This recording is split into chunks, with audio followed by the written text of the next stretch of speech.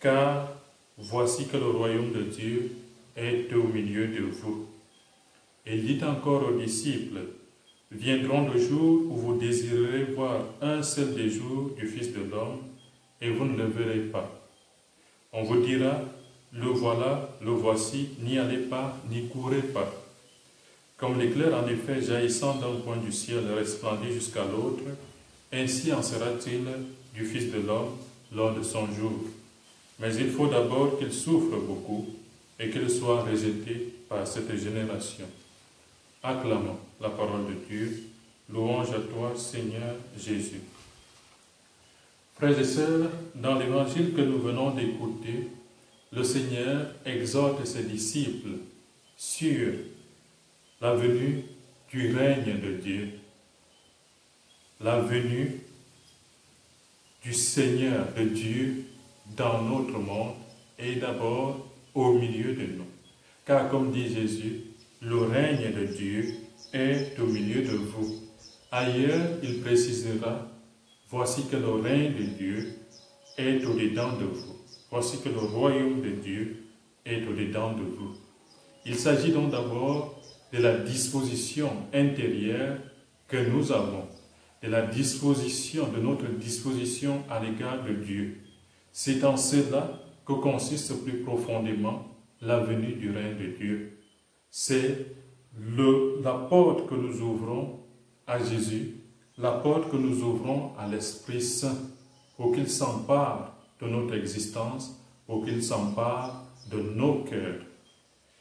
Nous savons aujourd'hui qu'il y a certes beaucoup de courants qui décrivent ce que pourra être la fin des temps. Pour certains, ça sera l'avènement d'une troisième guerre mondiale. Pour d'autres, ça sera l'astéroïde qui va peut-être culbuter notre planète Terre, qui va tout détruire. Ou d'autres, ça se réalisera par un cataclysme qui détruira tout sur son passage. Et nous avons beaucoup de films aujourd'hui qui nous le montrent. D'autres encore émettent l'hypothèse des extraterrestres, d'une race qui va tout plus intelligente, qui va tout prendre sous son contrôle. Certes, les recherches là-dessus se poursuivent et jamais on n'est vraiment fixé sur la date.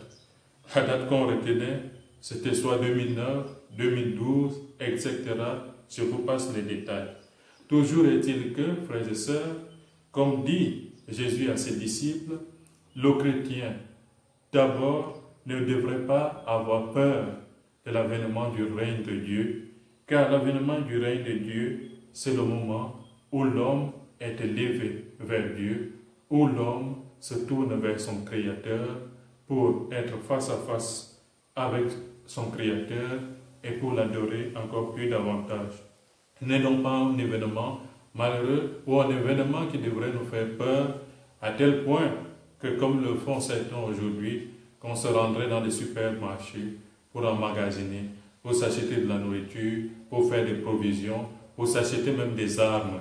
Parce que lorsque surviendra la fin des temps, il faudra bien se défendre contre les méchants qui essaieront de nous attaquer. Dans une perspective toute chrétienne, c'est, je crois, l'Église qui nous donne un enseignement assez magistral sur l'avènement du règne de Dieu. Pour l'homme, cette consommation, nous dit le catéchisme de l'Église catholique, sera la réalisation ultime de l'unité du genre humain voulue par Dieu dès la création du monde. Dès la création, et dont l'Église pérégrinante était déjà comme le sacrement. Le catéchisme ajoute, ceux qui seront unis au Christ formeront la communauté des rachetés, la cité sainte de Dieu, l'épouse de l'agneau.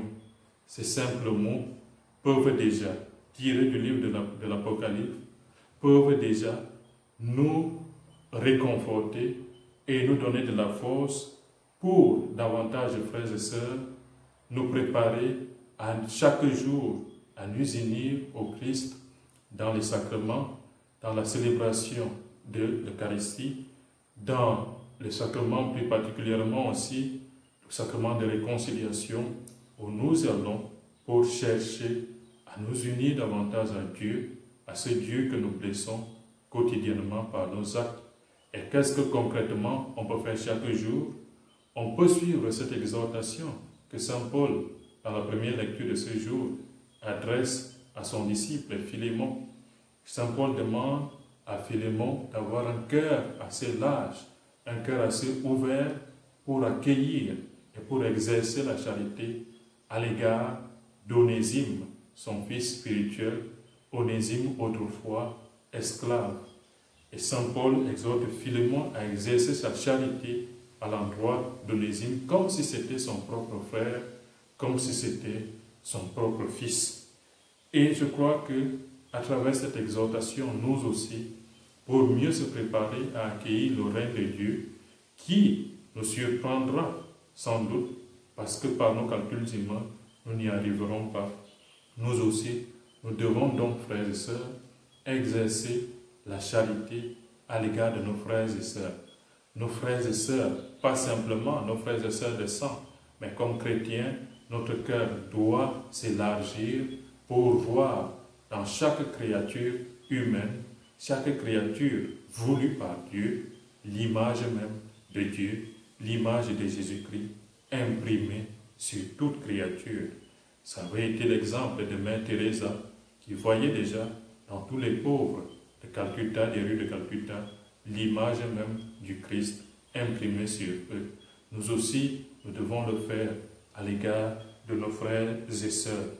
Prions donc aujourd'hui, frères et sœurs, afin que le Seigneur nous rende dignes de son règne et que le Seigneur nous y prépare davantage. Nous qui sommes encore en chemin, nous qui sommes encore plongés quelquefois dans cette vallée de l'art où nous souffrons.